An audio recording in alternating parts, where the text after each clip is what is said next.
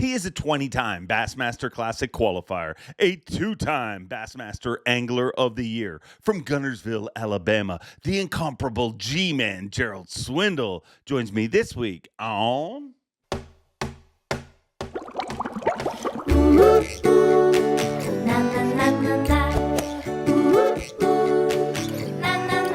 I'm Bob Cobb from the Bassmaster. Welcome to Mercer. Welcome one, welcome all, friends, family, freeloaders, fishing freaks, humpers. You're all welcome here at the Awkwardly Honest Fishing Podcast that goes by my last name, which is Mercer. Welcome into the 143rd edition of the Mercer Podcast and the second one in 2024. I hope all is going well with you guys. And if not, hopefully this show can be a bit of a distraction from the real things going on in the world. Because the world got real this week, really, let's be honest. And I'm not going to get too deep, but what I mean is like last week, we were all kind of half in and half out.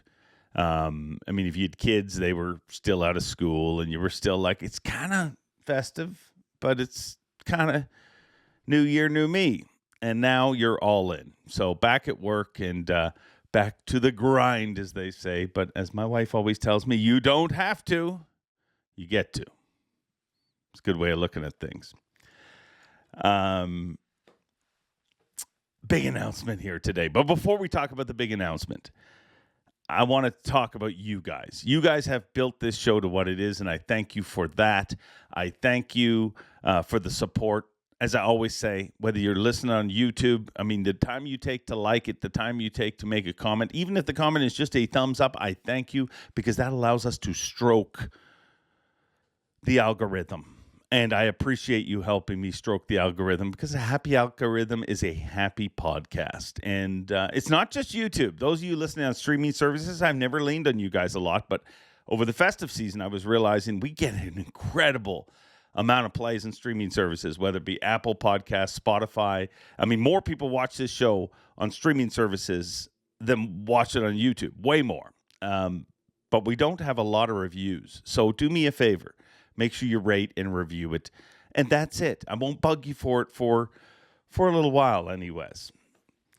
Let's move on. And before we move on, let's look back at last week's show. I got to thank Rick Clen. What an incredible show. Anytime you get an opportunity to get inside that man's mind, which is marvelous, is a gift, I believe. I believe the more time we can talk to Rick Clen, the more... I mean, and I said that in the podcast, but literally he is... somebody who I walk away from him always wanting more because the way he answers questions and the way he thinks of things is truly marvelous. And it's something that we can all learn from. I feel like after last week's podcast, I not only became a better angler, but I became a better person because of our discussion. And it, you know, that's what Rick is. Rick is a gift to this industry, and it's hard to believe he's fishing his 50th season this year. But if you enjoyed last week, I know I did. And with that, we have a very, very special announcement. There's part of me that is confused. I never, you know, sometimes I'll ask things and just expect the answer to be no. And then when it's yes, I'm like, wait a second, how did that happen? Well, this is one of those situations. The big announcement that I have teased on social media, for those of you that follow me on social media, we are going to have our very first ever podcast residency. And what I mean by that, for those who don't know, residency, whether you're a comedian, whether you're a musical performer, whatever, a residency is when you do a long, extended gig in Vegas often. Well, we're not Vegas. We're just a podcast. And for the first time, we're going to have a podcast residency. That is right.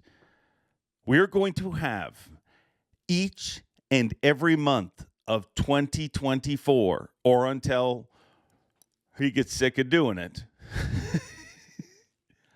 in his 50th season of competition, we're going to have Rick Clen on once a month for the entire year of his 50th season of competition. And I couldn't be happier about that. I mean, it's going to be amazing. It's not going to be full-length shows. We're going to do 20 to 30-minute conversations about all sorts of different topics that allow us to dig a little deeper on some of the stuff that we talked.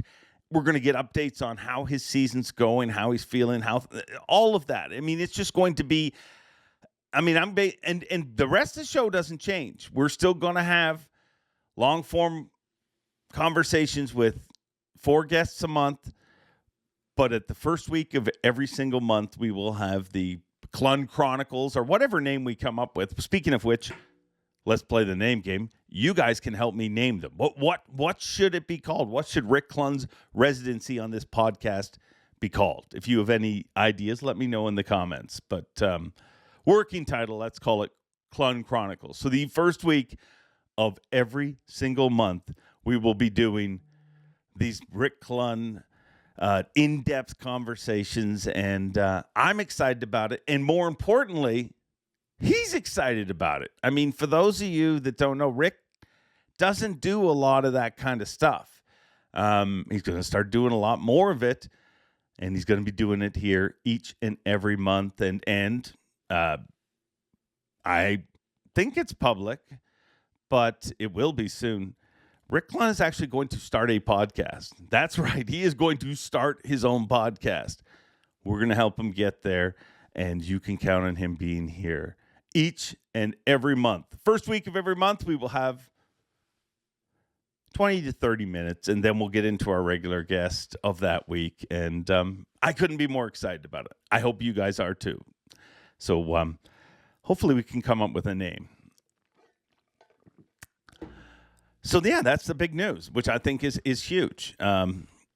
It's not the big news that most people are sharing this week. It seems like every sponsor in professional angling is either announcing leaving a long-term sponsor or signing with a new one. And often it's the same person, just a day apart. One announcement, I'm out and done there, and the next day, I'm here. Hello. But our announcement is pretty legit. Rick Clen will be doing a residency on this podcast every single month for his 50th season of competition. So thank you very much, Rick Clen. I appreciate you agreeing to do that. I was going to have Rick on to announce it, but then I figured I'll probably say something, screw it up, and it won't happen. So I just announced it myself. We have a great guest here this week, though. And it seems like a bit of a tradition. We kind of kick off the new year with him. Quite often, he's one of the first few shows every single year, and with good reason, because the world needs a little more PMA, positive mental attitude. And if you are a Gerald Swindle fan, you know all about that. And see, here's the thing about G. The amazing thing about Swindle to me is, sure, he's hilarious. Sure, he's a mega accomplished angler. But I feel like Gerald Swindle has evolved in front of our very eyes. Like, if you look at some of the videos and things that he's doing now, he is not only making people laugh, but he is literally affecting people's lives at some of the darkest, toughest times in their life. He's just being very real and very honest. And if you ask me, one of the coolest things in life is how people evolve, how people change, how people look back at 10, 20 years ago and are like, that was a totally different person. And I think Gerald Swindle's one of those people. And I consider myself lucky to have seen a lot of the sides of G.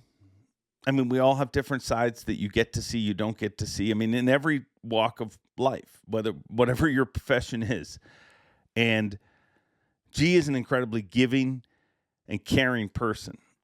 And I think we're seeing a lot more of that in his social media. And there isn't a tournament that goes by that I don't have somebody come up asking for him.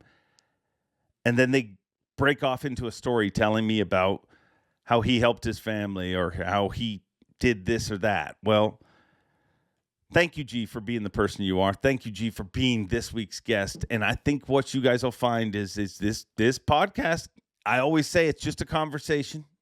I always say that the angler takes it in whatever direction they want. Sometimes it is pure hilarity, and sometimes you want to weep. But this is a deeper, more real G than most people are used to seeing, and I hope you enjoy it because I know I did. Without further ado, let's just bring him in. I mean, I was trying to think of a word for you'd think somebody that speaks for a living would be better at speaking, but evidently I am not. Without further ado, from Gunnersville, Alabama, the incomparable G-Man, Gerald Swindle. Gerald Swindle, we've just had a wonderful conversation that if I'd have hit record on would have made a great podcast. Happy New Year. Happy New Year. How the Canadians doing? Good. All is good. It's not very cold here this year. Lakes are still wide open. We had them frozen for like a day. And so, yeah, weather's probably going to hit right around the time I start traveling to Bassmaster events. But it's unseasonably warm for Canada this time of year, but probably freezing cold in Alabama terms. It's 28 here today. Big frost, and it's only going to get like 46, kind of windy. So that's cold to us. That's cold. Like an all day in the 40s, like we don't get that a lot. Most time we'll hit 55, 58 during the day. But I'm like you, as soon as we start on fishing tour, it'll get cold.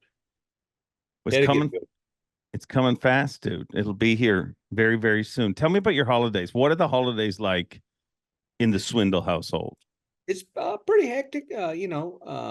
Xanax would be good sometimes. We have, we have a lot of kids in a small house. We go, we love Christmas. My mom and dad, they live in a smaller house. We go down there and it's pretty quiet at my mom and dad's, but I mean, just outside my dad can't hear any talks real loud, but we go to Leon's mom and dad and we have grandkids and kids and dogs and it's loud and Christmassy and fun. But like when it's over, I'm like, okay, I need to sit down for a minute. Christmas is overwhelming. And like, I'm weird on Christmas. Like the last 8 or 10 years, Christmas is, I don't want to say depressing to me, but it's a weird time for me.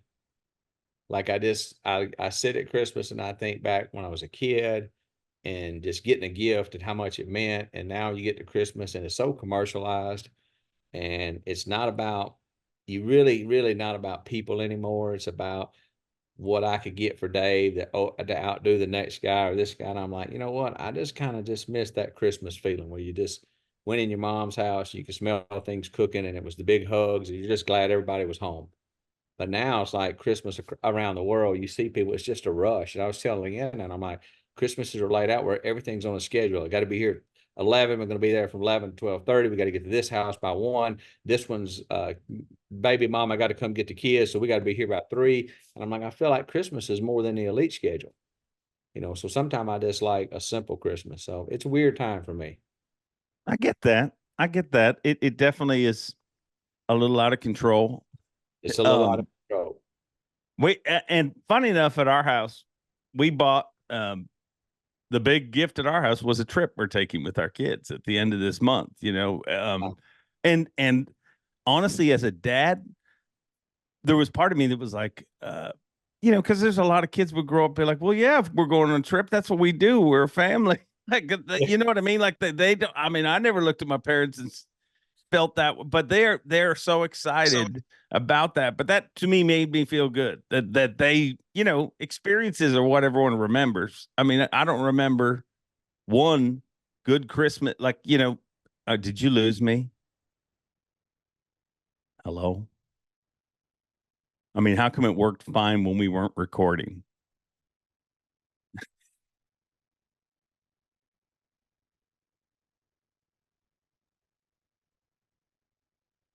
Did I come back? You're back. Are you back? Yeah, I don't know what happened. How come it worked fine when we weren't recording? Bull crapping, and then when we talked about Santa Claus, it quit working. But at least your family trip, though, man, that's a Christmas gift that you won't forget. Yeah. But I get what you're coming from. It does get a little crazy. It does get a little out of control. You want kids to be grateful, and I guess that's just a part of growing older. When you see kids just tearing a present after present after present, you're like, you wonder if, like, we're not setting a good example. Like, we should open one at a time and be grateful.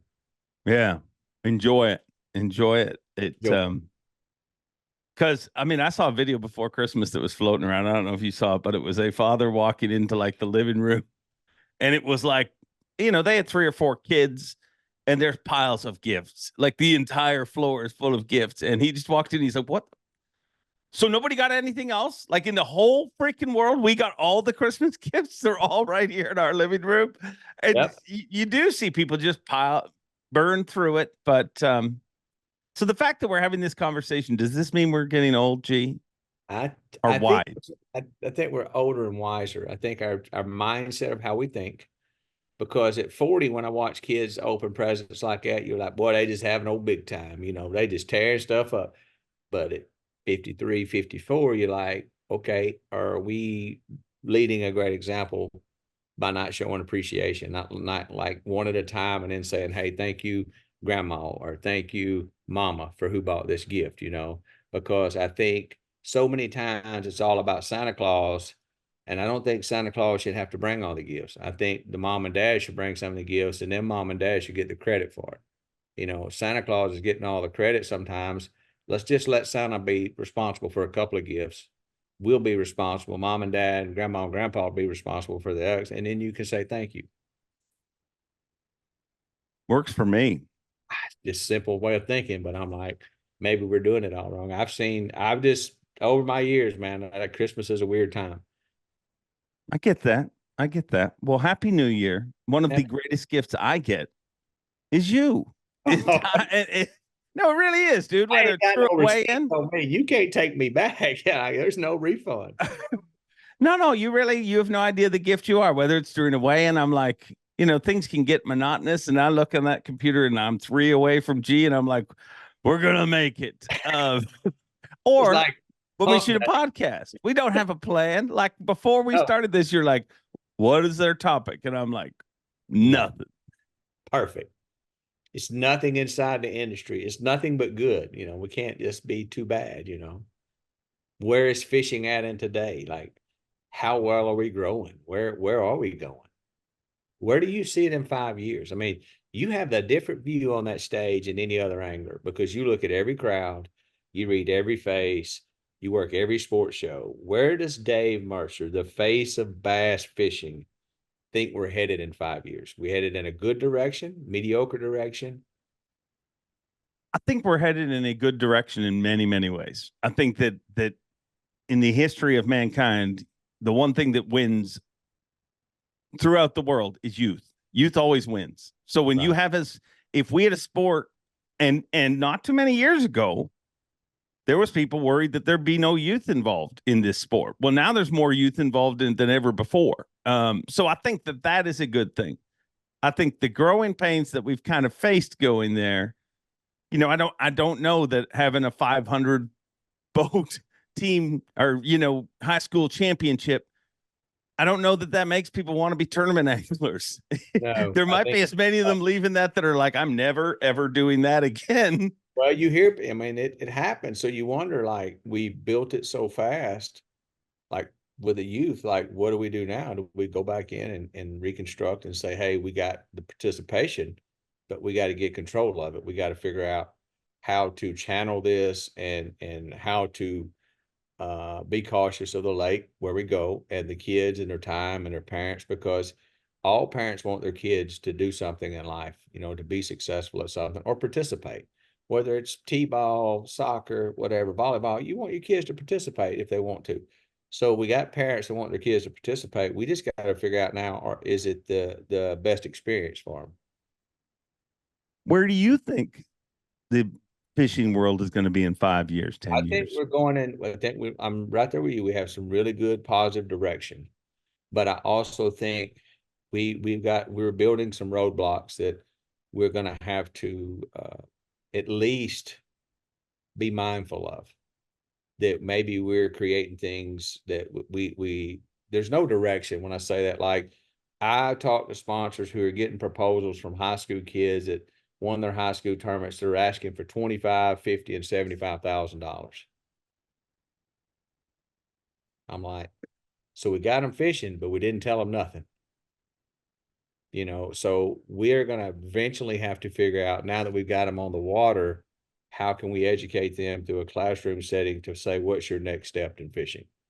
Because those kind of deals, well, they're just not out there. I mean, there may be 1 in 1,000 get a good deal, but it's somebody they usually know that's just one. but sending out a $50,000 proposal to sponsors right out of high school, and I think the sponsor automatically steps back and goes, okay, I think I don't know what the answer is there. I don't know if we do. I don't know if Bass should really look into an educational based program where they have a couple of pros come in and teach classroom setting business with high school anglers. Nobody ever talks about it, but I don't think it would be a bad idea, you No. know, to have a representative from, say, we have Drew Benton from Georgia, we have somebody from Tennessee, somebody from Alabama, and they speak to these kids, have these group meetings where all the kids can, you can bring your cat, and then have 2 or 3 guys. I mean, Carl Jockerson and I talked about trying to do one where we bring in 15 or 20 schools in this area and have a 2 or 3 hour meeting with them where we talk about the business side of it.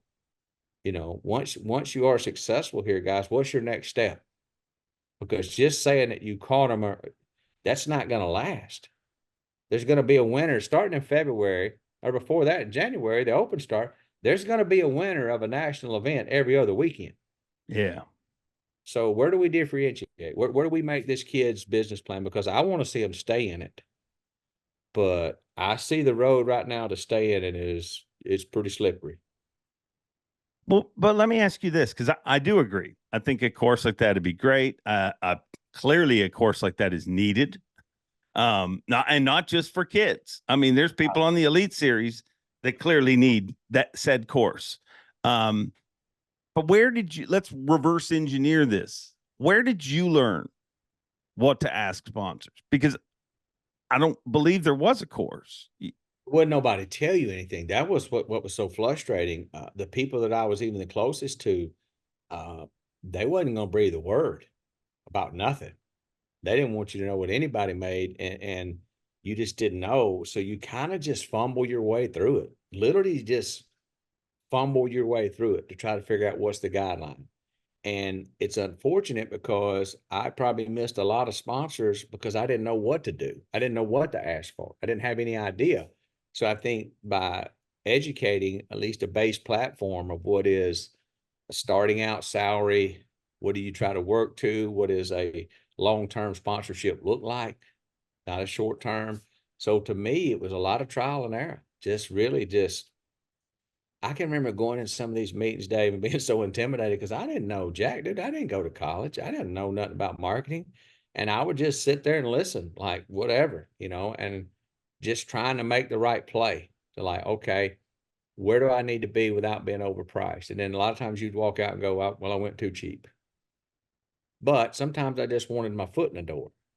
I felt like on a lot of them places, if you'll just let me get my foot in the door, I'll show you that I can outwork 95% of your people. But you got to give me a chance. So sometimes I was more willing to work for cheaper and take the chance as I would go out on a high number and get kicked out right off the get-go. But the key thing you said there, and I still think it's true to this day, work.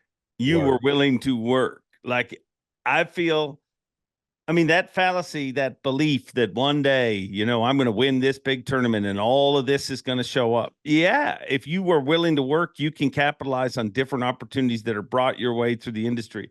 But if you're not willing to work, I mean, a sponsor will work with somebody who's willing to work, but yes. Valuing yourself at $75,000 in high school is delusional, but also at the end of the day, I mean, I feel the biggest problem is, and I don't think it's a problem of the sport. Like when I read people and they say things like, well, you know what? Bass fishing didn't do a very good job of telling the truth. And I'm like, well, what do you mean telling the truth? The NFL, nobody sells a dream bigger than the NFL, but they don't show you the dude who's out after a year. They don't show you the dude that he was on a practice squad for 2 years and can't walk right for the rest of his life.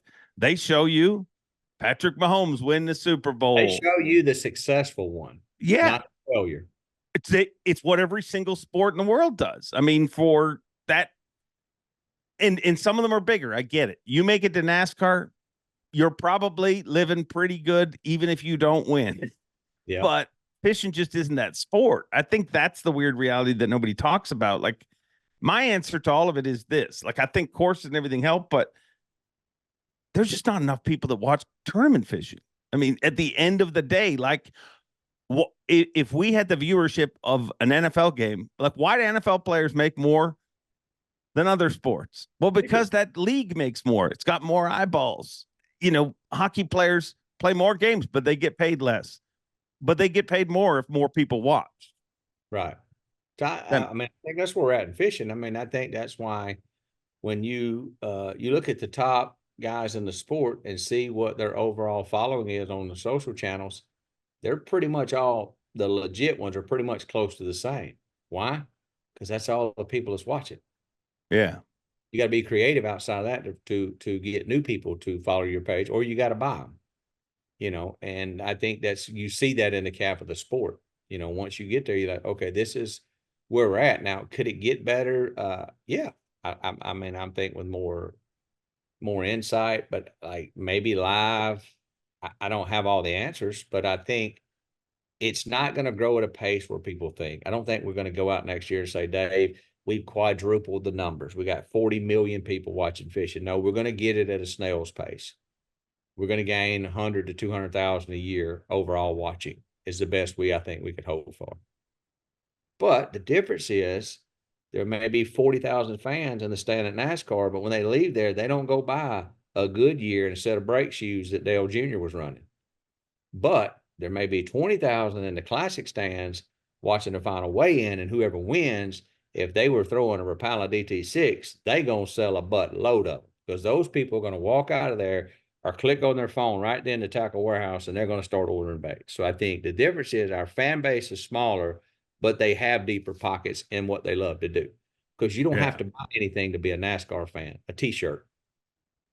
You don't even have to buy anything to be an NFL fan, a jersey. But fishermen do it. Like our fans go do it. They go do that. They go fish. So they're going to buy a Phoenix. They're going to buy an AFCO Sun shirt. I think that's where we're different. So people say, well, y'all don't have the eyeballs, but we have the deeper pockets and the selling power. Because our fan base is very influential to what is working, what is successful. Yeah. Which is, I mean, and I think that's where some of our guys sell themselves short, maybe in a sponsorship meeting, is not knowing the selling power or have a way to track it to understand, maybe a guy don't have, because people always want to look at that final number on social media. I get tickled because you talk to sponsors now, which when you and I started on Facebook, it wasn't like we were Facebook playing when Facebook playing. People thought we were MySpacing. But those people now all of a sudden are going, man, we need to see how many followers somebody's got. That really don't even matter that much anymore. It's a cool number to have, but it doesn't necessarily mean that a guy with 30,000 followers can't sell a whole bunch of tackle, because those people follow him because they like him. Yeah. They're watching him. So I think they underestimate the selling power of that. Your YouTube channel, everybody acts like if your YouTube channel don't have 500,000 subscribers, you're not doing a good job. A guy could have 20,000 subscribers and sell a quite bit if he hustled at it. Yeah. So I think the understanding what your value is on the backside of selling is what makes you worth money in the sport. I don't think we have to have 50 million fans. I think you just have to know what your fans are willing to spend, because the difference is my fans can walk up and say, hey, gee, we was down at Gunnersville in February. We cracked their butts, buddy. We smoked them on that new Rapala jerkbait, that Maverick. It's awesome. That experience and that what they have and what I have, we have in common. So that conversation then is open to whatever. Fishing has brought the world together. So like, it's something that we can relate. It knocks the barrier down. There's no buffer there. If you and I walked up to our biggest celebrity crush out there, we probably wouldn't know what to say, because we don't know if we have anything in common with them. I don't know what I would say to Penny off the Big Bang Theory outside of good God, you're hot. But I mean, like, I don't know what she likes to do. But if somebody's a Dave Mercer fan and they approach you at a show, they know Dave fishes. That's your life, because you've shown them on social media. You're a fisherman and you're a really good smallmouth northern fisherman. So that's what they have in common. So the bridge is built between the customer and the promoter. And it's easy to cross to go back and forth and buy tackle, because they can hear it straight from you. When you say, hey, I catch him on a lead head in a tube, they can say, Dave told us this is the color we're looking for. So I think understanding that dynamic of our sport is so overlooked from guys who are out selling. It's unbelievable. Like I really think I've probably sold more trucks at gas stations than some salesmen have sold on a lot. Because if I can get a guy at the gas station and say, hey man, what do you think about that Tundra? You getting good gas mileage? And I can say, well, check this out, man. I got a 6-inch lift on 35s. I can tell you what, them 14-inch wheel drums we got on them front brakes is tough because I don't never pay attention, stomp on a dime. That guy has something in common with me that made him ask me that, and he trusts me what I'm fixing to tell him. Yeah. So I've piqued his interest about that truck. I don't know that when Michael Jordan walks off the basketball court, when in his prime, when they say like, Mike, what do you think about that basketball? I mean, you see what I'm saying? They buy a jersey. I love Michael Jordan, but I can't never play the game like him. I can't even never get on the same court he plays on. But people can go fish Toledo Bend and then come to our event and watch us fish and say, I was just out there and we didn't catch jack. So how come Kyle Welcher just caught 51 pounds with 3 bass? You know, I think that's the coolest thing we have in our sport. Yeah. Yeah. It's the engagement as opposed to the total number. But even the fact that we're having this conversation, I believe there's athletes in other sports that don't even think about this. Like, you know what I mean? Like and you'll see it in comments. I mean, there'll be people that commented here where they're like, once you make it here, you should get this and this. That's just not how this sport works. And it's not just tournaments. Like people think, well, these guys shouldn't have to pay entries. Well, I'll give you another example. I host a television show and I have for 20 years basically now. You'll buy airtime.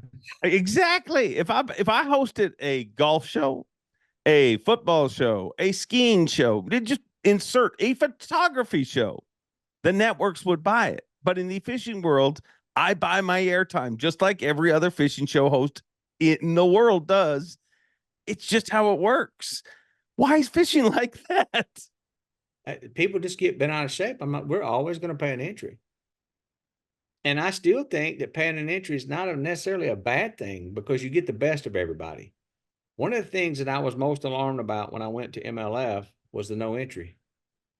Because immediately you start seeing people get complacent, wanting to go home early.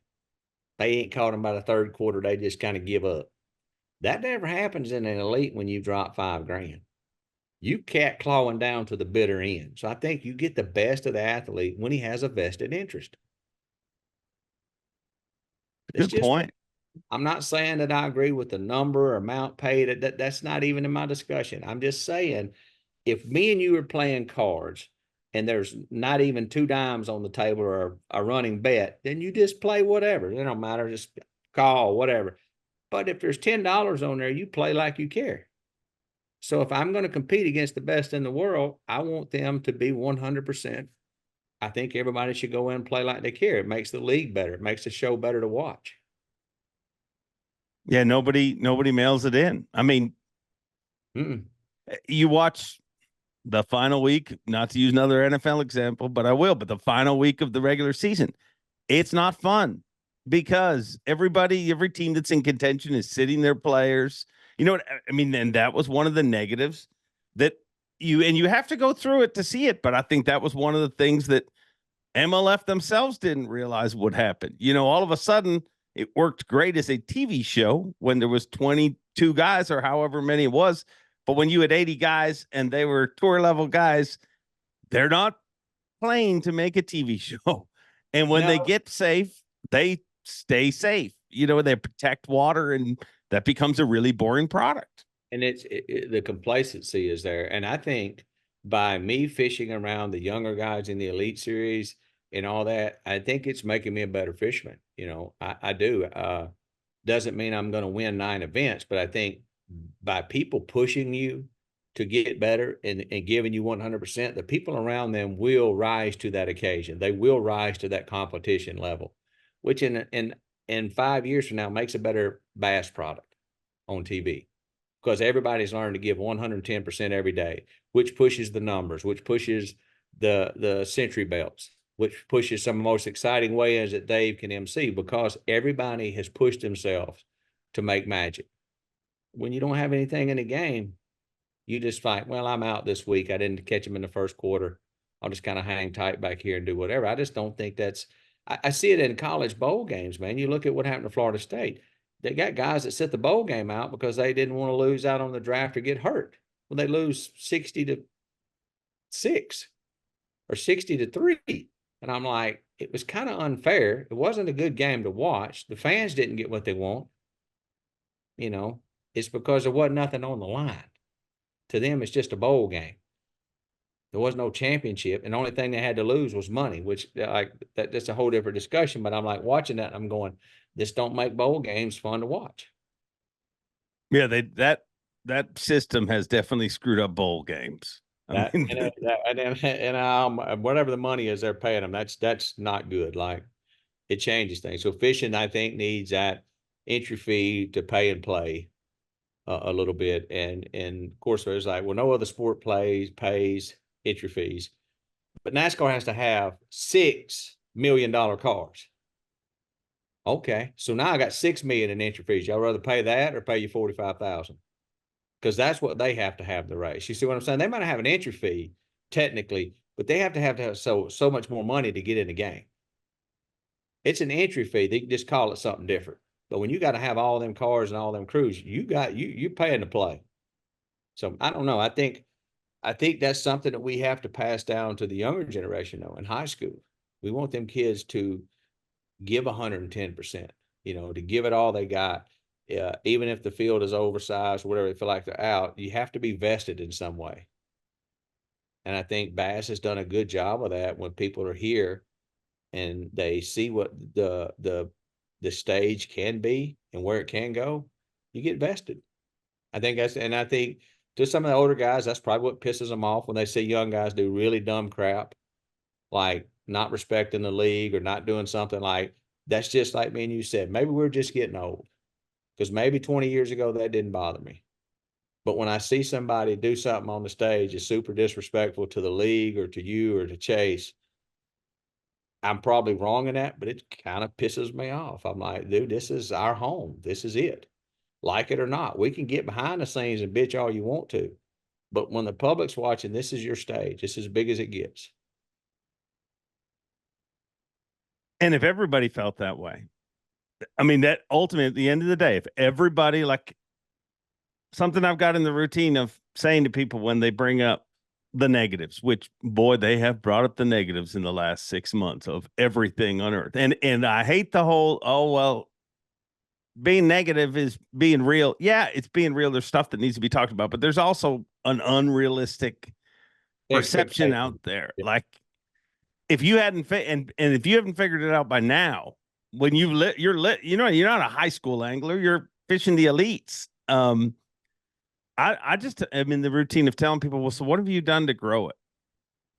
Because if you ask me to fill out a full scab piece of paper of what Gerald Swindle's done to grow it, I could do that. If you ask me to do that on Brandon Palnick, I can do that. Carl Jacobson, and I'm going to get in trouble because I mentioned anybody's name, but the list goes on. And there's people, and then there's people that are waiting. We all need to put into, if we had 25 Gerald Swindles on camera, boy, imagine what the ratings would be. You have to have some good editors, but you got to have people who are vested and love it. And the reason I've always wanted to see the sport grow is not my love for, not necessarily because my love for Chase Anderson or Trip Weldon and all that. I just love my platform. I love what fishing has been able to do for me.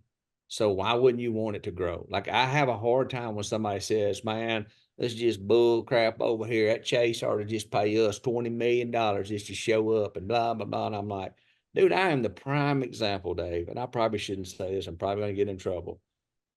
I have made more money than I could ever comprehend in bass fishing. Boys, I ain't never won a damn elite. I finished every place in the elites you can finish. I've even won and got penalized and finished second. But I have made a great living because I was willing to work for something I believed in a league that I believed in. Even when I thought the league was doing me wrong. You know what? I just kept working. Just kept my damn mouth shut best you can and just work. Because there's nowhere else I can go and make this kind of money and do what I love. So, like, I hear people talk about how bad it is. I'm like, nah, bro, if you come to the Swindle's house, we're going to tell you it ain't that bad. You ain't never framed houses. You've never held a flashlight for my daddy. You know just damn how bad it can be. You know, it's not that bad. Yes. Could it things be improved? Yes. But so could Joe Biden. So could the economy. But where we're at, it's not that bad. I mean, fishing may go under next year when I'll be digging ditches. But I'm talking to a guy from Canada who is the biggest face of bass fishing, MCing. Now think about that. I'm like, bass fishing has been good to you. But guess Incredible. what? I tell everybody, you're the hardest working man on stage I've ever seen. I said, I see people MC. I've MC'd.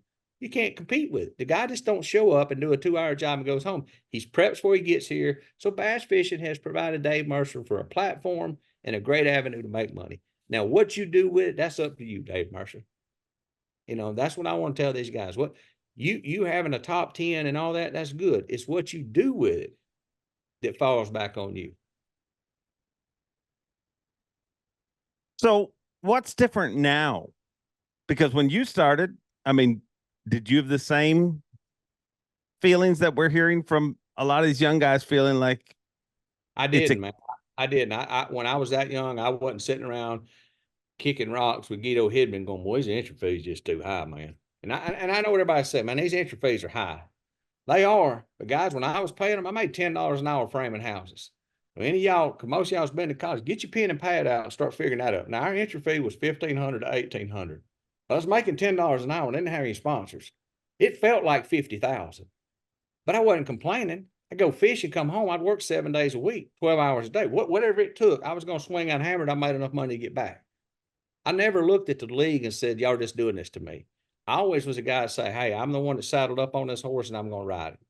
If this is what I have to do to chase the dream, I'm going to do it. Now, I didn't understand the business side of it. I wasn't inside all the dynamics of it. So I didn't have that point of view to say, well, maybe we could pay more here, or maybe we could pay more there. I just looked at it as back then it was a top 150, top 100. And I'm like, well, there's 100 of us out here. We all got the same rule sheet. We all got the same field.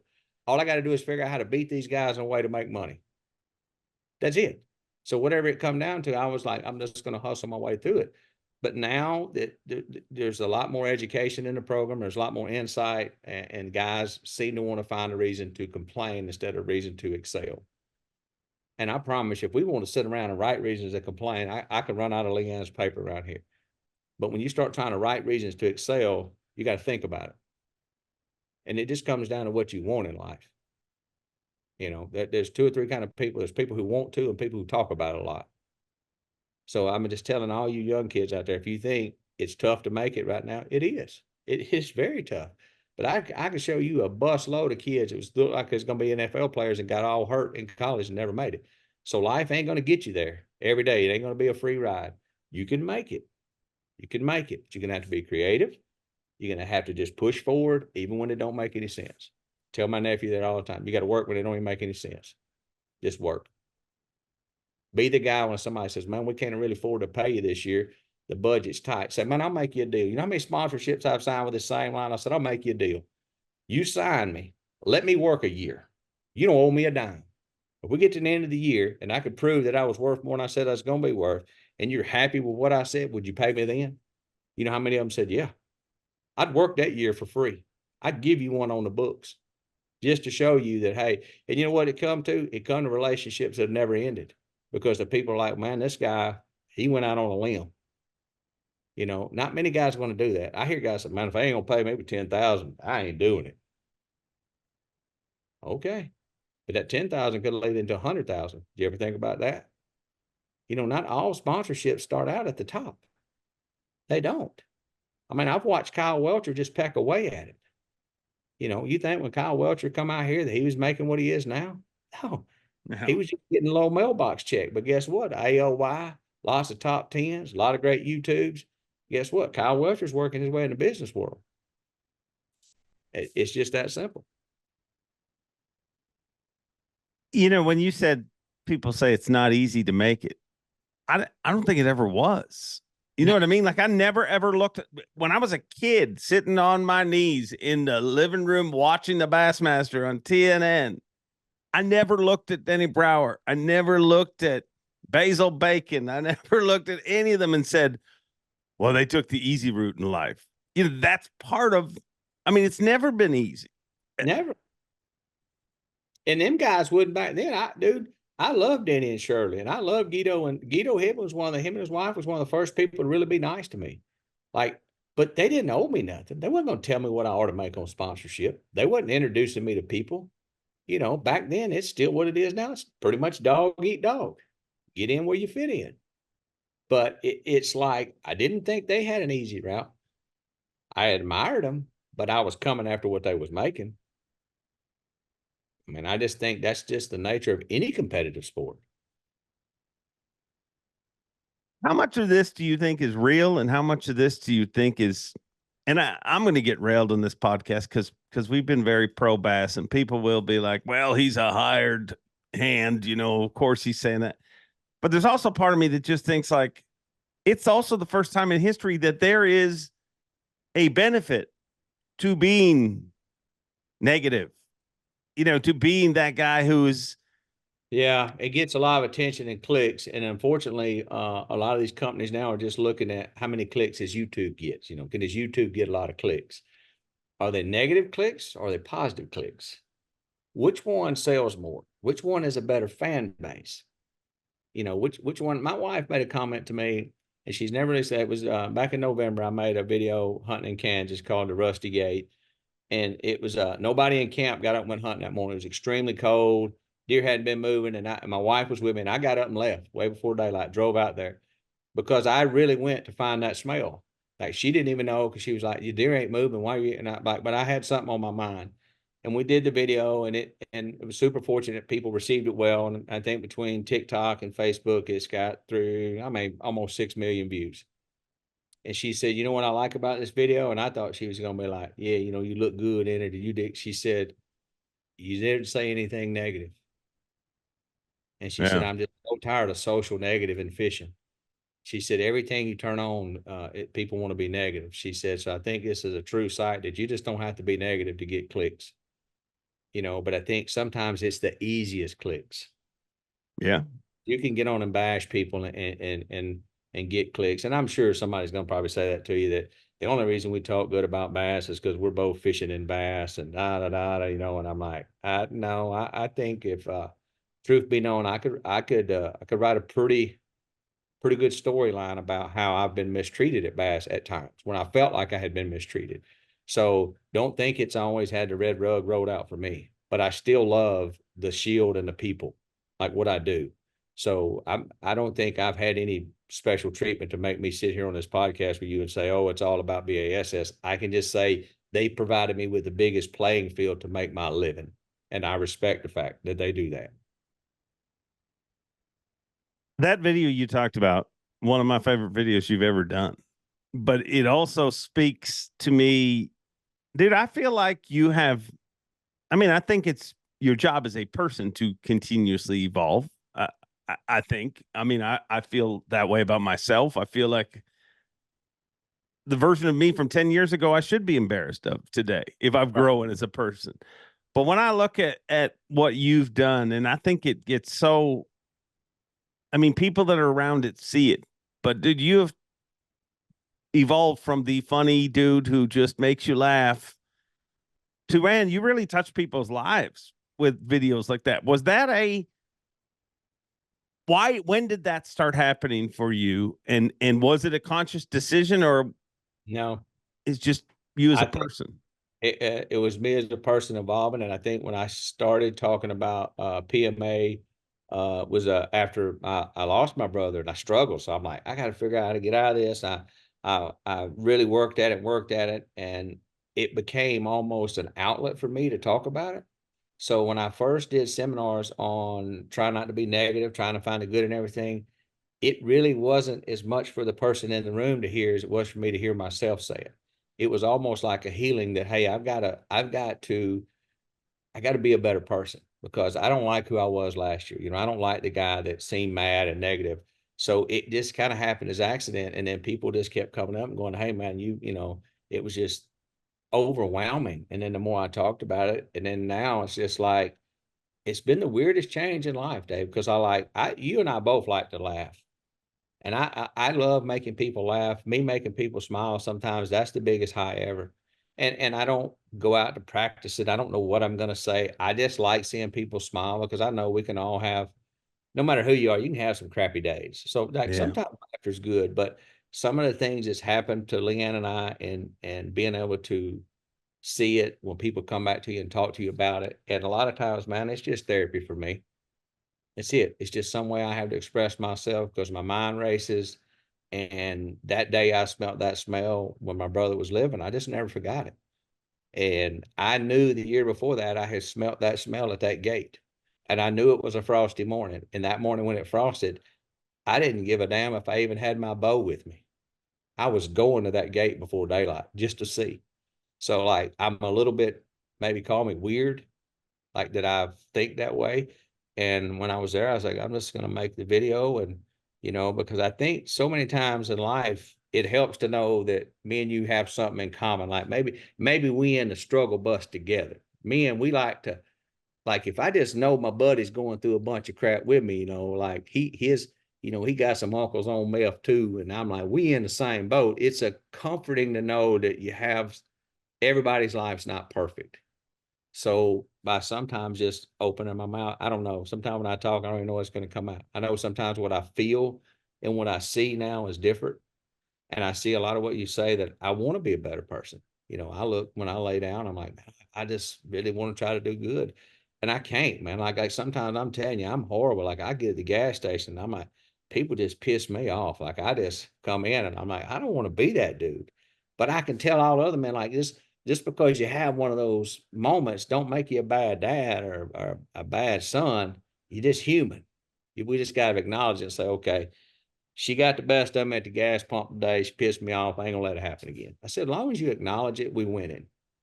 So we've been blessed, man. Just story after story. I have so many, and my wife's told me like several times in the last 2 years. She said, "You really need to sit down and record some of this stuff that's happening." Because she said some of it just. She said I sit and just like staring, like I can't believe this just happened.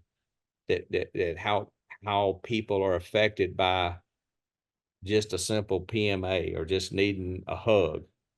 So I think to me, that's the greatest gift of fishing. So if it wouldn't have been for fishing, and it wouldn't have been for the platforms that I played the game on, and that's old school FLW, even when I fished the BPT to bass, if I didn't have that platform, I would not be able to shake a man's hand that was a fireman that said he tried to rescue a baby and he lost the baby in his arms. And he said, I hadn't been able to sleep. So like I start all of a sudden get this reality check that like I'm shaking a man's hand that's a fireman that goes in burning buildings and tried to save a baby and lost him and been dealing with suicidal thoughts that nobody in his family knows it. So I'm like, is fishing really that damn big, David? Are we not stressing over some stuff that don't matter? So when I hear somebody say, man, we paying an entry fee, I want to say, fool, please. You ever shook a man's hand that you know is a man's man and see his eyes water? And he said, I feel like I failed. I'm like, till you see that, you don't realize the position you're in to change or do something positive. And that's what I admire about the athletes like Shaquille O'Neal, Michael Jordan, some of the great ones. Look what they do positive. So Yeah. I'm like, this is, and I'm not, and we're never going to be in that comparison. But if Dave Mercer has a chance to influence or change someone's life, you're going to do it. I know you like a book. If your story of what you've been through changed somebody's life, it bless you, bless your wife. So like, why don't we look at that more than we do look at the entry fee? So you mean to tell me if an entry fee is all I had to pay to get to where I'm at right now, so I could shake that man's hand? Hell, that's a small price to pay, Dave. Amen. I totally agree. And I feel like I don't even know that you fully understand the amount of people that I run into at events that literally, where's Swindle? And then they get off in this telling me stories about 2 years ago, I was down and out. I wanted to end everything. And so, and a video you did spoke to them. Why do you think so many people relate with you? Is it just because you're real? I just think at one time I just didn't want to mask it anymore. I'm just like, I'm just going to be honest with the people on Facebook. I struggle. I struggle. Someday the black dog sits on my porch, and I think the more I talked about it, it was helping me, but the more people related to the fact that, hey, maybe I have something in common with this guy. Maybe it ain't because he fishes 13 rod and reel. Maybe it's just because I see this guy as a man and he's speaking my level, that he's struggling with issues outside of fishing, and I just think as men, we don't do a good job of that. We really don't. Like, I mean, I've seen you on stage and your back hurting you so bad, Dave, that like if somebody didn't truly know Dave Mercer, they would never have known. I knew, but you just don't say nothing. I seen it. Like, it's just what men do. We just don't say much. And I think we're missing the calling sometimes and I tell young anglers that if you truly want to start a fan base, show people who you are. Yeah. Not who you want them to think you are. Show them the good, the bad, and the ugly. Show them your family. And the prime example, Carl told me the other day, he said, mate, he came hunting with me and he went home and his wife just shot that video of him coming home. We got like 3 million views. And I told him when he was at the house, because he was super complimentary when he got there. He said, gee, he said, your Facebook stuff. He said, I've been watching, dude. He said, it's insane. And I'm like, dude, I just been getting lucky. I said, I ain't really been paying a lot of attention to it. And I said, Carl, there's nothing wrong with you telling your story, man. I said, you're a great dude with a great smile. But I said, most of the fishing fans might just know you're an Australian guy that throws a glider. But I said, sometimes just tell your story. Show your wife. Show him, Carl. And like when he went home and done that, I'm like, it's magic. When my wife showed it to me, I'm like, that's it. You know why? Because now people can relate. Because there's a lot of people who work that ain't fishing. They're cross-country truck drivers. And when they come home, guess what? Their child and their dog is going to run out in the yard to meet daddy. When Dave Mercer comes home, your children and your dog is going to run out and your wife to say hello. You're that guy. Like, you can relate to that video. You might not even can tie a Palomar knot, but you can like, I can relate to this guy, so I'm going to follow him. Because I think that's some of what we have missed in fishing. We think when with influencers changing the way people see social, we think it's a script. Like, I have to do this and this and that. Just do you. Let people like you for the good, the bad, and the ugly. Then they're going to always be there when you don't catch them and when you do catch them.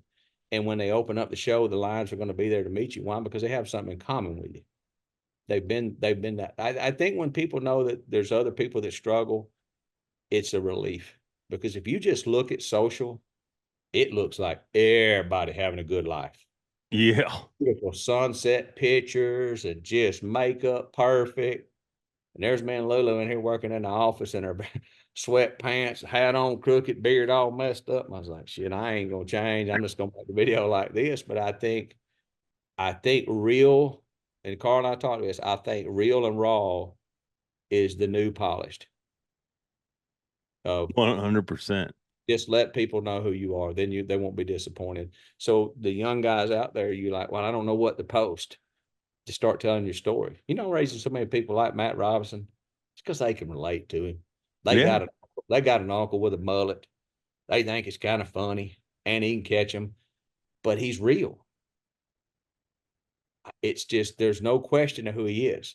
I know anglers I fished against for years and seen them on social, and they ain't nothing like what they are on social. Oh, yeah. So I think we're just missing the opportunity that people want somebody to aspire to be if they're fishing. They want to have a fishing hero. And it ain't me. It could be, my name's Van Dam, it's Wheeler. The guys catch them every day, but they want someone to look up to. I do. I truly think. And I think parents want someone that their kids can look up to. I just don't think we tell the story enough in fishing. I agree with that. I think that's a changing that's happening in the world. You know what I mean? I think like with your podcast, with the other guy's podcast, when you see it shifting more of that, of what to be the storyline behind the person, the building of the man, that's what I think we're going to. Instead of just getting on here and saying, today we bringing you the Black Rifle Coffee mug shot of the 13 meter rod with a crooked zoom worm or something. I think those days they're still there where you're going to sell product, but I think the days of you just being who you are, I had somebody comment on one of my posts a while back and they're like, boy, all you want to do is sell shirts. I put you damn right I do. I ain't lying to you, bro. I'd buy them. Why would I lie about that? It's the reason I make them. I mean, I hope to inspire people and I hope to make people laugh. But yeah, I'm in business to sell a shirt. What's wrong with that? I mean, the guy comes by here, sells side, and I don't walk out and say, boy, you just won't sell side, ain't you? Well, that's what he does for a living. So, I mean, take the good and the bad. So we got a little deep on this one, Dave. We did. We got very deep. There's people that are like, just tell me how many strands you like on your buzzbait skirt, for the love of God, Swindle. And I think we have gave so much information away on a different subject as anglers. We become so dependent on, or feel like people are dependent on us making content videos, that you give all your intellectual value away. You don't, I mean, you can teach fishing, but you don't have to teach everything you know that's your secret. I mean, I think it's time and place for that. So like, I'll teach people how to fish, but if I know something like, and I've got a new Zoom bait that they've been making, and I'm like, I was talking to Chris Baxter about it. He goes, man, we make some videos on it. I said, well, maybe we don't. He started laughing. I said, maybe we give a brother about 3 or 4 months with it before we make a video, because everybody's looking for that secret. Yeah. And I promise you, if I got in Jacob Wheeler's boat and dug around, there's stuff in there that he ain't talking about. Stuff in Kyle Welcher's boat he ain't talking about, because that's his secret. That's like in the huddle in the NFL. There's a secret there. Now it'll come out and you'll eventually learn about it. But I think so many anglers just get up and reprocess information that you just keep teaching and teaching, that you really don't have anything left in your arsenal to go. And at this level of competition, you got to have things that you hold pretty tight. Do you think it's anglers just don't value themselves enough? Like they've got caught in this trap of like, people just want to hear this and this. And they've also got a check mark that they got to put beside, because companies say, well, we want this or that. But I mean, another sport example, I don't think I've ever heard a NASCAR guy teach me how to drive. Not once have I had a NASCAR, like in all those interviews, any of the stuff that I've seen that has entertained me, I've never been like, I was watching Dale Jr. last week, and he said, I need to hold the steering wheel a little different. He was fed it on an inside camber on that left wheel on them 9-degree tracks. We had to run it up to a 48 degree because it just wasn't lifting good. And we showed y'all that on a YouTube video. No, we didn't, because it was a winning combination. So, I think there's a fine line there between, your content you use to compete with, and then teaching people. And I do think it's an incredible lesson to teach people to fish and the basics of fishing. And I do a horrible job on that at YouTube, because I think everybody knows how to tie a knot. And Shannon, my videographer, he's like, no, bro, you're missing the boat. People just want to know how to rig a Texas rig worm. They don't want to know your top secret stuff in your boat. So me balancing that, I'm learning like this stuff that you really hold true and dear. Don't say much, but teaching somebody the basics of fishing, there's nothing wrong with it. But like, I think is what we are seen as now. And it's kind of sucks, because they're grouping all fishermen into social influencers. Like I'm getting more and more contracts where it's all written up like a social influencer. And I'm like, you're truly not a social influencer because you have a resume. A social influencer, if you took their job away, they don't have a resume. They were just a social influencer. Yeah. So Dave Mercer has a resume of many, many years of a top MC at Bass. So even though you are a social influencer in a lot of ways, you still got a resume. You have a talent. You have a skill. And I think that's what we're selling ourselves short at, is you're a professional angler fishing on the highest level. Don't let that sponsor sell that short. You're not just a social influencer should post for a 20% code.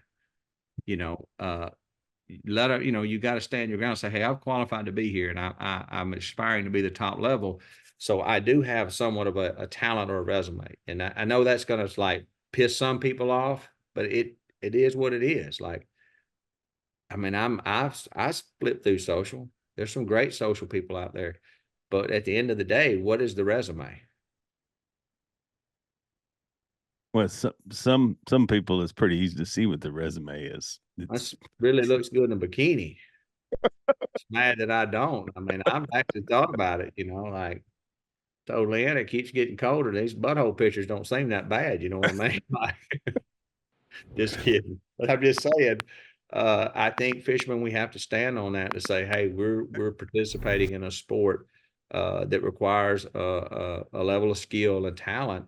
And we don't want to sell that short as just an influencer, because they don't hire some of the greatest football players. They don't hire Patrick Mahomes because he's a social influencer. They hire him because he's the greatest quarterback out there, and everybody knows it, and they want to listen to him. So kind of look at it like that. It's weird. I'm seeing a lot of this whole social deal now where I'm like, where's this headed? Oh, there's so many bad things about it. Like I mean, it definitely, I always say like growing up now must be horrible. Like, I mean, I believe most, and no matter how popular you were in grade school and high school, you probably didn't know it with the exception of just a handful of people on earth. But now there's like a check system. Now you're like, well, that's how unpopular I am or how popular I am. And Or unpopular, and it messes with people. big time, So big time. I think when people look at social media for their approval of who they are, you're looking in the wrong place. Yeah.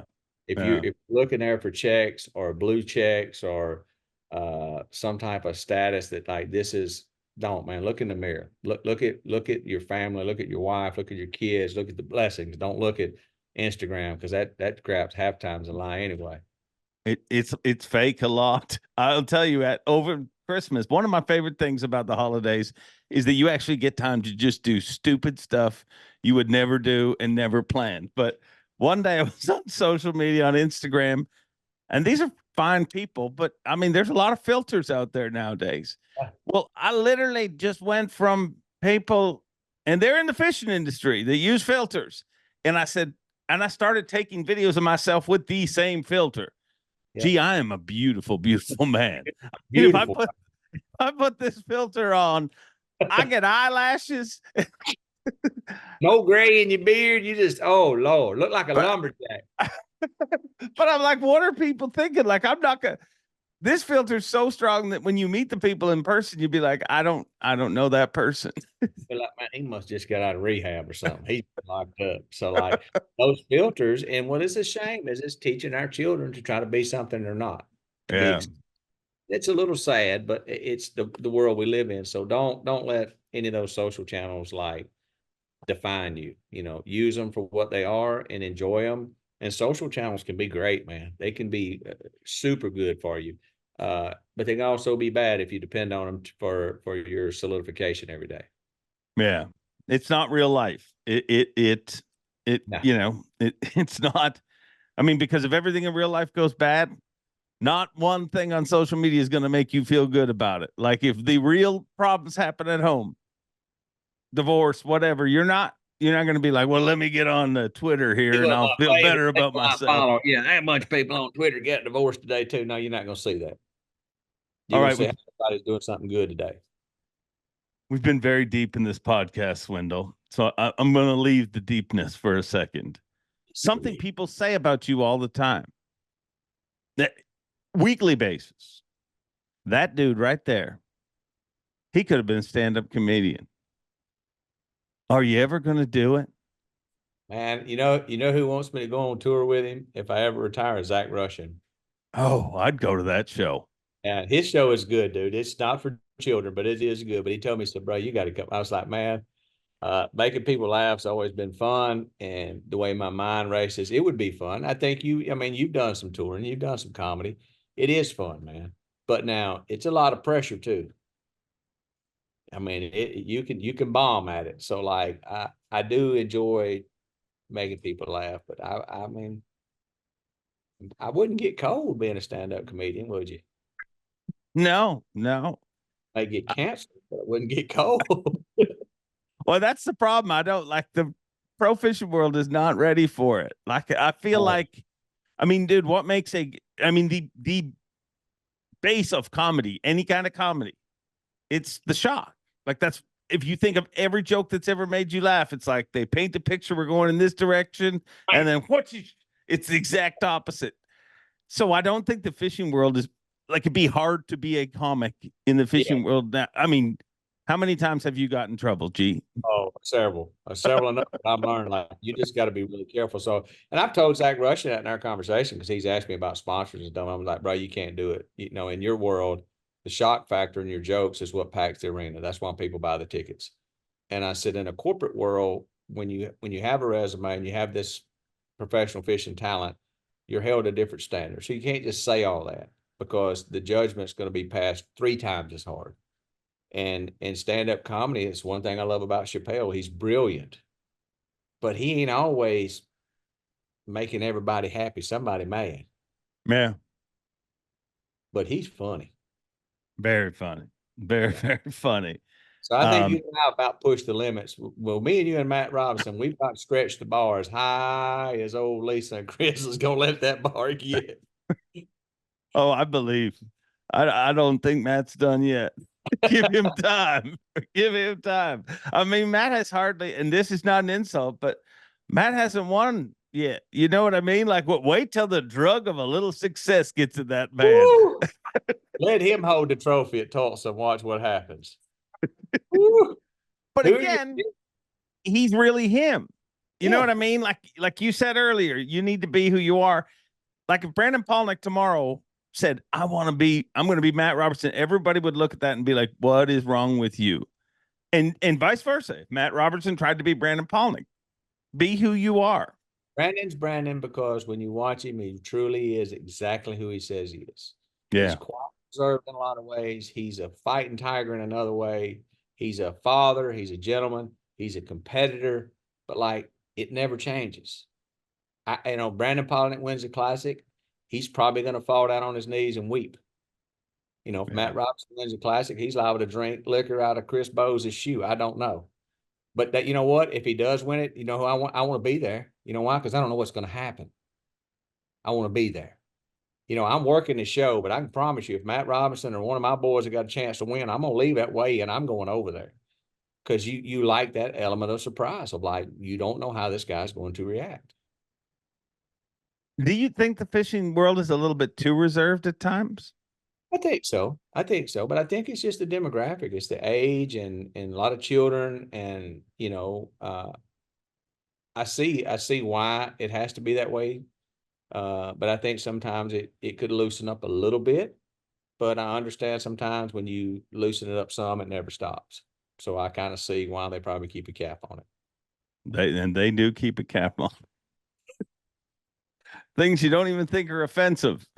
I mean, you just say them and walk away. Next thing you know, you're on the carpet. Like, don't do that. Yes, sir. Who are your picks now before you close me out? I mean, I know you've been thinking about the classic. You got, and I'm just going to tell you to pick one. Like you just got to just reach in that hat and say, feel like it's this the guy's time. My one is boring. But it just, I've sat and thought, and I mean, there's a lot, there's guys like Matt Airy who've done well there in the past, and he's due. But dude, every part of me just keeps screaming Jason Christie. I mean, I feel like I'm going to go out of left field. I'm picking my one shot. Ready for this? bring it. It's Pelican. I'm calling Ben. Oh, could you imagine? I'm just telling you, dude, the way he fishes and the way he's at mentally right now without having the corporate obligations, he has the freedom to fish and be dangerous because he has no restrictions. Like he's not worried about anything but winning that event. And that makes a competitor deadly, man. And his style, front sonar, live scoping, big glides, jerk baits. I just got that gut feeling. I'm like, I think this dude's he's gonna take it. He could take it to the house. Gosh, that would, I mean, for him to have jumped into the opens, Dude, he's won the real his second or third one, and to make the elites. I mean, dude, Ben Milliken is, I believe, and I've said this for a long time, I believe this classic, regardless of how he does, this is going to be a coming out party for Ben Milliken, not for Ben, but for the industry to realize who he is. Like, I think we're going to see more of those red 402 jerseys in the crowd, and people will, I just don't think people realize the impact that he has. And dude, if he were to win it, good. I think Googly coming moogly. into it, like when he come into it, yeah, YouTube standards, like I think people might have passed judgment because some YouTubers have tried this before and not been successful and have set a stigma for themselves. So I think when Ben come in, he didn't even might not have realized he's a very brilliant guy, that he had a little bit of that stigma to overcome. Like, is this some guy that makes videos or is he a true hammer? And I think he showed me and everyone else who he really is. He can catch them. Yeah. Yeah. Does he have a big following? Yeah. Take all that away. At the end of the day, when you give him his rod and reel, take all of his followers away from him. Is he still going to catch them? Yeah. So I think he did a great justice for a lot of YouTubers that, because for a while there, fishing was taken over by YouTube, and it was like this, all these YouTubers was going to take over bass fishing, and it just never happened. And then Ben come out and said, hey, I can do both. I can be successful in making videos, but I also be successful in the water, which says a bunch. And I think a lot of kids took note to that. I think he's the very rare percentage of people too, though, that pile it on his shoulders that motivates him. You know what I mean? Like, I think he loved the fact that people said, hey, let's see who this dude is. Like, I just think that's kind of why I'm thinking the Classic, because he still got that fearless mindset of, I got a little something to prove. Got a little something to prove. And he's not held down he's not going to have 42 appearances before the Classic. He's not going to be, I just know he's not. He's going to be there for one thing and one thing only. Makes him deadly. Now, put the BPs and the Jason Christies and the Matt Aries in the whole box and shake them up. It's going to be a shootout. I'm just saying, my wild horse has been. Hey, that's a lot more fun than my pick. I mean, no offense to Christie or anything, but I mean, Christie's going to be one of the pre-tournament favorites. But dude, I'd love to see Milliken pull it off. I mean, ultimately, that's the coolest thing about the Classic. For me, I get to see one of the coolest things is the pre-tournament meeting that we have on Tuesday or whatever it is. I always stop and look at the entire room, and I'm like, somebody's life is going to change. Like, obviously people were talking about Gussie going into last year's Classic. He had won there, but you watch how that happened. You know what I mean? Like, it just, I've heard you say it, man. I think some of them rookies don't realize it when you say it, how much true it is. But and I think we could see some of the true rookies be in that top 5, top 6 shootout, the Kyle Patrick, some of the guys coming in that's one on the open side is coming in that's super good with live scope. I think you're going to see a really diverse field. It won't be me and Mercer. I'll be over at the Toyota booth working. I was talking to Mike Bowser at AFCO, and he said, man, how's it feel? You're going to be out there working. I said, I'll be honest with you, man, I fished every Tulsa Classic, and I ain't caught them in none of them. I said, so maybe I'm better off over there with my sponsors. I'm just trying to remain positive about it. But I'm like, it's going to be a good show. I told Lynn, I said, we're going to attack it just like we're fishing it. We're going to go there and be the best we can be for our sponsors.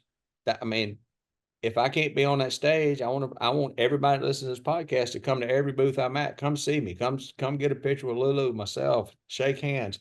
I want my sponsors to see that we're doing all we can for them. And I think as the anglers that don't make the Classic, if you don't go into it with that mindset, you're shortening your career. Yeah. Yeah, we're seeing it in the industry. There's people getting let go this year. There've been a lot of pros getting cut. So Carl asked me this. He said, when he come down hunting, he said, gee, man, he said, how did you survive the first recession in 08? And I thought about it for a minute, was out there in my little shop getting our hunting clothes on. I said, Carl, you survived the recession before the recession hits and you don't even know it. And he's like, mate, I say, you're out working people when no one's looking. So when the sponsor gets ready to cut, he's going to be like, we don't pay this guy as much as the top guy, but he outworks everybody. So we really don't want to get rid of him, because when the push gets hard, he's going to be there for us. So I was like, you really overcome those recessions before they hit, because you've been someone that company's either enjoyed working with, or they know your work ethic, and they know if they ask you to do something, you're going to do it, which, as you and I both can know, can suck sometimes, because time is all we got. It's hard to do. So I'm telling anglers, man, if you don't make it, go to the Classic, make the best of it. Yeah. I mean, it's a job. You have to, it's just, I always say that this is a weird little thing in my head. I'm always like, stay in the top 5. And here's how I justify things. Like, every company has a stack of resumes. Yep. And every company has times where they're said, you better cut. You need to cut this percentage off your resume. There's always 4 or 5 that company goes and pulls off the top and says, well, we can't really hit these. As long as you can stay in that 4 or 5. And the only way to be in there, because there's going to be good times, bad times, in everything, whether it be tournaments, whether it be TV. But the only way to always stay there is be the guy that works hard. And the guy that they've enjoyed working with. Yeah. That's like, if you work with a company and you're not somewhat compatible to work with, it leaves a lasting impression. So when things get hard, to like, this guy's always been hard to work with, just let him go anyway. Or this guy's really always been over backwards for us. So like, if there's anything we can do to keep him, let's keep him. Yeah. It really comes down to. Well, here's something that's come out, and I heard about it in the crappie world for the last year or so. But what's your thought on forward facing sonar brakes? Have you Man, seen those? I'm seeing it now. I'm thinking about getting it there. To be honest with you. Come on. Damn, man, I can see the advantage of stopping the boat because of fishing pressure. For Just those try. listening that haven't seen this, I'll just explain it quickly. But it is, your shallow water anchor goes down, but it's trolling motors, so that when you're following a fish or whatever, you can use brakes. Do you think that? Yeah, you You put your think we'll pole see down. many of them? I think you'll see at least 5 to 10 in the elites on certain tournaments. Wow. It keeps you from getting too close. And as the fishing pressure gets higher, I think the distance is going to become a lot more crucial. I'm already seeing it. Like there's a certain distance where you need to stay. You don't need to get inside that if you can help from it. So being able to move around fast and find them and then stop, that's going to be crucial. So I'm already looking into some.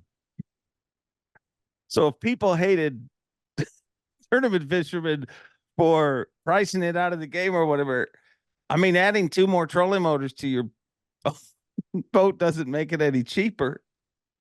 No, neither does buying a $400 glide bait, but everybody does it. I'm like, no, I can't pay $80,000 for that boat. And I said, well, we like to throw them $400 glide baits. I'm like, okay, it's the same difference. I mean, you Yeah. just highest quality material you can, but I think you're going to see more and more of it, the brake deal, because of boat positioning and wind and, and I think it's going to continue to grow. I think you're going to be able to see them, be able to stop them in different manners and maybe spin them, hold them. Like I can see it going many directions from here. Got to back that thing up, Dave. So you a big when you back that thing up. Pump the brakes, baby. I could just see you commentating now. Pump the brakes, put them down, back it up. Oh, it'd be so good. Spin them hooves, boys. Oh, back it up, Buttercup. Back it up. So I think that's just what the guys are doing to try to find that competitive edge. Yeah. People grow, knowledge gets stronger. Will it ever be restricted? I don't know. Could be, may not be. Yeah, I think that argument is, who knows what the future of it is. But I've always said from the start, guys like you don't really, I mean, of all people on earth, the choice is simple. I mean, if you want to compete, you're going to have to use that stuff. I was talking to a guy about it this weekend. He said, man, but you old school flipper. I said, yeah, but them days is over, bro. Like I love to try to fish natural, but I'm like, you're gonna be really good at live scope, or you gonna have a whole lot of hope and prayer on you, because it's just what the game's come to. So to be competitive in that manner, and I think Welcher showed that. Welcher's a great natural fisherman, but he's also a great front looker too. As Brandon Cobb calls them, front lookers. He can fish that front looker too. So you're going to see guys come to the top that can junk a little bit, but be great live sonar fishermen. But the fishing style is different. Carl and I was talking about this. He said, do you think pre-fishing's ever helped you? I said, in my career, pre-fishing's never been that big a tool to me. It always kind of messes me up. But I didn't have front sonar then. Yeah. So live scoping makes pre-fishing a little different. It's a different type of fishing. So I'm like, I can see where pre-fishing may become more of a factor. Guys goes and finds 80 brush piles. Well, he ain't got to just go throw up DT6 in them, see if they're there. He can go put the trolling motor down and look when he gets there. Back in the old school, I had to go throw a jig in them or jerk over them, and like it just took a lot longer to do. Yeah. Why cast if you don't see a fish? I mean, and that's the cool thing about that guy that's putting on this tournament at Lanier. Maybe it's going to be at Lanier, I think, but it's like a $300,000 tournament, and it's no front sonar. So I think they asked me, said, would you be interested in fishing? It's just a one-off. And I'm like, it doesn't compete with bass. And they said, no, we just want to have a one-off tournament. It's 300,000 to win and 13,000 for 40th, but it's no front sonar. And I'm like, well, this ought to be interesting. Sign me up. I think I think at the end of the day, I think that there is people that have done well with forward facing sonar, but at the end of the day, it all shakes out. The better, you know what I mean? Because once everybody's using it, it still goes back to the better angler. Right, and like Welcher, he had a great tournament at Okeechobee swimming a jig. Ain't got nothing to do with live sonar. Yeah. Same thing at Seminole. I know some of the tournaments he did good in, and it wasn't about live sonar, but when he needed it, he was good at it. So Dr. Jason Christie, I mean, he can use it. He ain't got to have it, but if you give him that and his natural ability, he gets pretty salty. We're going to make him hard to handle out there at Grand because he knows where the brush is. He knows where the channel swings are, so he can watch his bait. There's no more guesswork. Yeah. And I think what we've seen the last couple of years is an adjustment period. You know what I mean? There has been people that were caught that didn't take it serious, that just it's not how they fish. But this is one of those moments where I mean it's at like I teeter-totted it in. I'd get one. I'm like, I'm gonna learn this, and then I get in tournament situations. I'm like, man, I can make the top 10 here on chatterbait. I ain't gotta have that. And at the end of the tournament, I'm like, all right, no more of that. If you can see them on front sonar, you got to fish for them. Period. Now, if you can't see them, don't worry about it. Go fish something else. But if you can see them, you better fish for them. Well, we got deep in this one. We talked about a lot of things. At very least, Randy Blockett will probably make a video about this video because we've said that bass boat breaks are the future of tournament fishing. So, I mean, they're getting better and better. I mean, we get better batteries. We got powerhouse lithium batteries. Now I got 16 volts. We can run your graphs all day. Like every company out there is striving. Humminbird, Minn Kota just got their new brushless trolling motor out. Power Pro has them a brushless trolling motor. Every company's trying to push it. It just doesn't seem as direct to affect the catching of the fish, but you don't realize it does. Quieter trolling motors, you're going to be able to catch more fish on live scope. We all know that. You're just not going to like it. More battery power in my box with a 16-volt powerhouse lithium. Well, hey, I don't have to worry about turning the graph off. I don't have to worry about, like my boat this year, I'm going to run a 19 Apex, a 16 Apex, and a 16 Garmin. I'm going to run bigger screens. Everybody, why? And I said, because I can, and I'm over 50. And over 50, everything bigger is better. I'm 6'4", looking down there. I want a big old screen to see mine on. So I was like, I think these companies are pushing that level of fishing knowledge or their intelligence and how to make the best product. So what's the difference in that and bass breaks? No, Phoenix makes a better live well. They make more systems to make the fisherman day more enjoyable. So, I just think that's just the way we grow. And the best thing about fishing from day number one is you can do it as you wish. You may not want bass breaks. You may not want forward face. You don't have to. Like hunting, you can make I like just like hunting. Mark Hicks is one of my favorite old time riders, but he loves to bow hunt with a recurve bow that he makes. It's his business. He asked me, why don't you shoot one? Because I don't. Indians lost with it. I don't want to mess with it. I shoot. I shoot a compound bow, so I'm like, but I respect the fact that it's hunting. You can hunt like you want to. Yeah. Fish like you want to. It doesn't mean his way is wrong or my way is wrong. You just have to respect the fact that in the competitive game of anything, as the sport grows, the competitors, to be competitive, represent their sponsors, and to be successful, they have to make those changes. They might not even like it. They just got to do it. All right. Well, before I forget, I have to do this because we've started a tradition with our show. It's called Answer a Question and Ask a Question, where we let our previous guest ask you a question without even knowing who is going to be our next guest.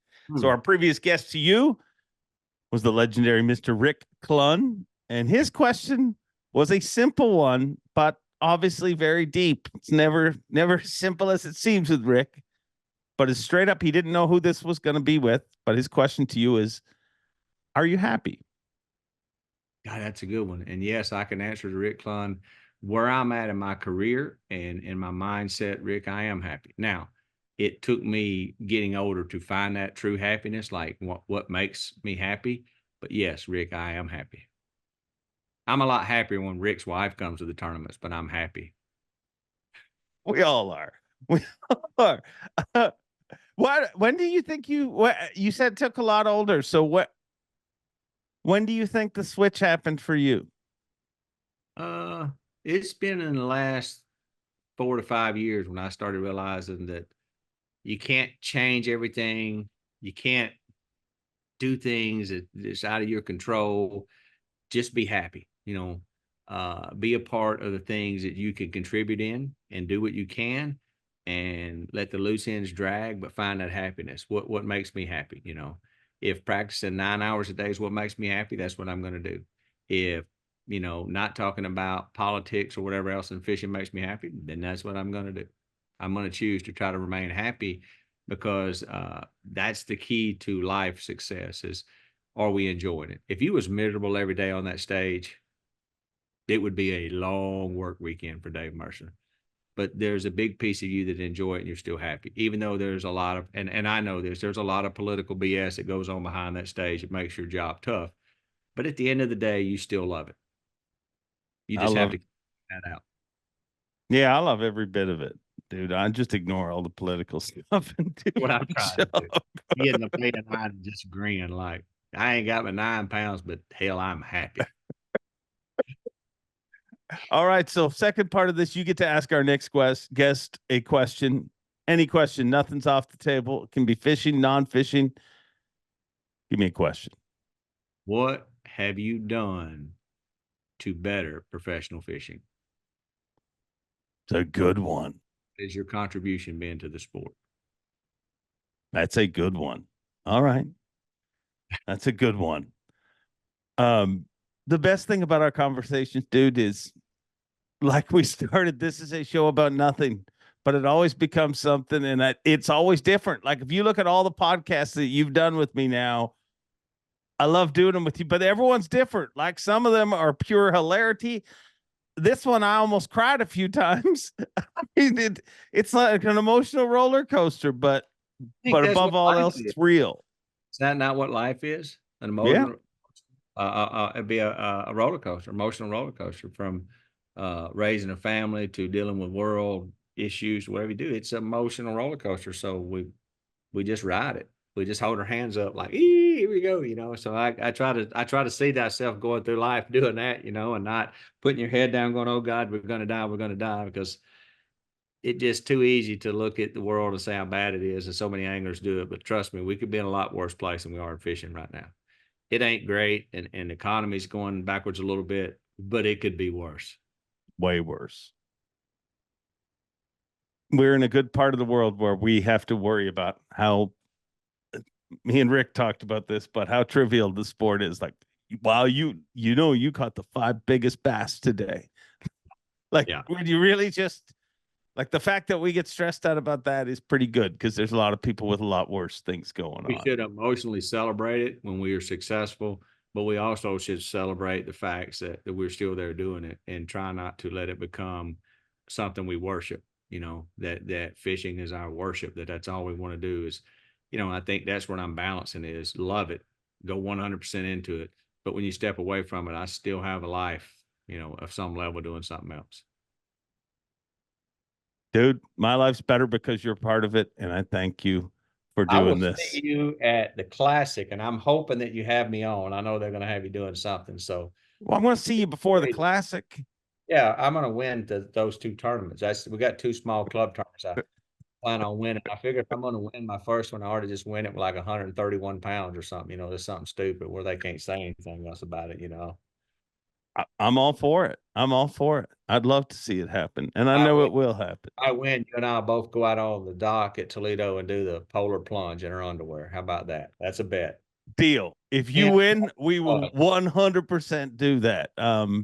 People may no not. judging. The water's going to be cold. Oh, Oh, I feel the cold right now. I'm that just physically. made me. But as always, it's fun to be on. And anytime, Dave, you want me to come on, let me go. Just let me know. You're always cool about it. You texted me a few weeks ago and I was hunting. He said, bro, can we do the podcast? I totally. And I said, he always checks way out front. You always make it easy. She gets it set up. So I enjoyed it. I look forward to seeing everybody at Toledo and Fort. And the people who can't come there, you want to come to the Classic, come see us. I'll be at the AFCO booth. I'll be everywhere. Over at the Rapala booth, Toyota. I might even be in the janitor's closet for it, so I don't know. I don't think you'll be there. Well, if he's got a sip of something to sip on, I might, That's why. Might find you in there. I'll Might sit probably on be there top with you. before you. Get out of here, Swindle. Get out of here. This is my stash. Thanks again, man. Tell the family we said hello. Same to you, brother. The one and only Gerald Swindle. See you guys. There you have it, Gerald Swindle, and I thank him for his very open, honest, and raw conversation. I hope you guys enjoyed that. If you did, make sure to like, comment, subscribe, all that stuff that makes us socially cool. And hey, if you want to thank G, make sure to check out his PMA line of clothing, his slackliner line, all the things that Swindle's got going on. All good stuff. And while I'm telling you to check out things, make sure to check out Facts of Fishing, the show this week. We're on Outdoor Channel, of course, as we always are, and Sportsnet 360 in Canada, as well as the World Fishing Network. So make sure to check that out. This week's show, I'm throwing the Swamp Lord, a frog show. So those are always popular. But speaking of always popular, a guy who never goes out of style, Bob Cobb, take it away. Enjoy being, and we'll see you next week. Now, Bob Cobb, take it away. Thanks for watching. Please like, comment, and subscribe, because Bob Cobb of the Bassmasters told you to. You hear?